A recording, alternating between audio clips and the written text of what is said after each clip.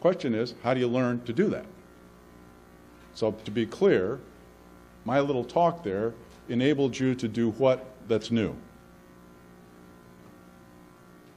Go ahead, say it. Absolutely nothing. That's correct. No, it's absolutely right. Enabled you to do nothing.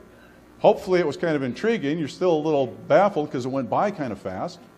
But the truth of it is, as a result of that, you can't do anything differently.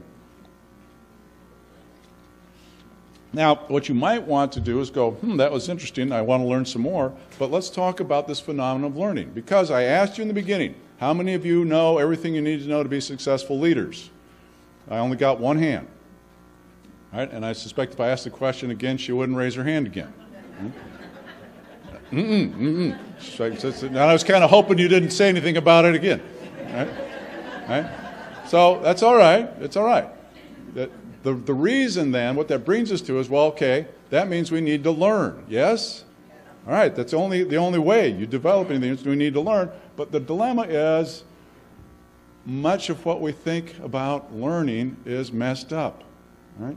So let's talk about why most initiatives fail and then what you can do about it. All right? So the problem is we have three different interpretations about learning, two of which don't serve us very well. So there's learning as in to become aware of. So let's just take this example. I just showed you some new stuff about leadership, yes? Something you were not aware of 10 minutes ago, right? Right. Now that's great, but can you do anything with that? No. Next then there's learning to understand. This is the kind of learning that we do in school. So if you really wanted to learn some more about what I just said, you might say, well, do you have a book? Do you have something I want to read it, and then I would understand it? Yes? Okay? And then could you do something with it? No. Then there's learning to develop new competence, a new capacity for action. That's the part that matters. Does that make sense? Okay. Now, the dilemma with most training programs is they settle for awareness and understanding, and what's really needed is the development of new competence. Here's the dilemma. No amount of understanding ever produced competence. The only way that you get competence is via practice. Now, think about this. This is where we kind of scramble your eggs a little bit. We've been taught that learning always occurs up here, and it ain't necessarily so, right? While the mind understands, and understanding can occur in an instant, it's actually your body that learns. The mind understands, but it's the body that learns. Too often, we tend to think of this as the transport vehicle for this, and don't really pay attention to the unity of that. Now, our work, because we start off with athletes and people who are engaged in that way, we understand, right, this phenomenon of producing mind and body, right? The mind understands, but it's the body that learns, and the body only learns through practice. So let's take an example. How many of you know how to drive? I realize that's a matter of opinion in some cases, right? But think about it. Early in life, you became aware of the phenomenon of driving, yes, so there's the top picture, all right?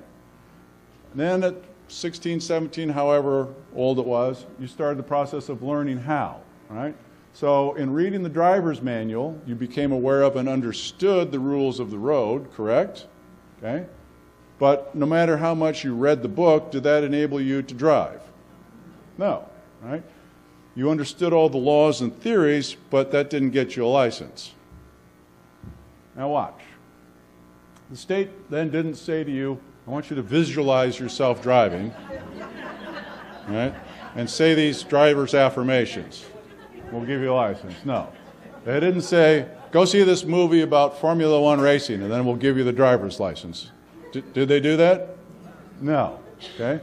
Did they say, read the 1 Minute Driver or Chicken Soup for the Driver's Soul or Who Moved My Driver's License? No. No. Here's an e-learning course. Try that. You can do it online. No. Did they say, do any or all those and then we'll give you a driver's license? No. What did they say? Exactly. All right? Worst job in the world. Driving instructor. Oh my God. Can you imagine? This is where all the Valium in the country goes. Think about it, being in a carload of teenagers that you're teaching to drive. No, thank you. All right, so the point of this is you had to practice before you could get the license. And now, think about what happens. You can get in the car, fire that baby up, put it in gear, and next thing you know, it's like magic. You're at work. And you got no idea how you got there. Right? You can drive down in any major city in this country at rush hour, and there's people putting along at 5 miles an hour. There's guys reading the newspaper. Right? Women are putting on their makeup. Right? Everybody's eating breakfast, or the thing now that we're not supposed to be doing at all, which is texting. Right? Right? Why? Because you have what we call embodied the competence of driving. Embodied means you can take the new action without having to stop, think about it, or look it up in some book. And competence is simply your capacity to consistently produce the desired result. Embodied competence. That's what we're after. The only way you get embodied competence is through practice. Does that make sense? All right. Now what I'm going to suggest to you is that the same is true for learning leadership, management, anything else. No amount of understanding is going to produce competence. And the dilemma with it is when we settle for doing tips and techniques and that sort of stuff, we actually produce cynicism, which is one of the very things we're trying to fight against. And so too often companies go, well, we're just not going to spend any money on training. Well, in part because what they've been doing doesn't work, and the problem is it's because they haven't done it enough, right? And because they haven't done it enough, they don't get the results. Because they don't get the results, we don't want to spend any more money. We start this dangerous down cycle. So instead of having the capacity to develop our B players into A players, we dumb things down and drive the A players out of the organization.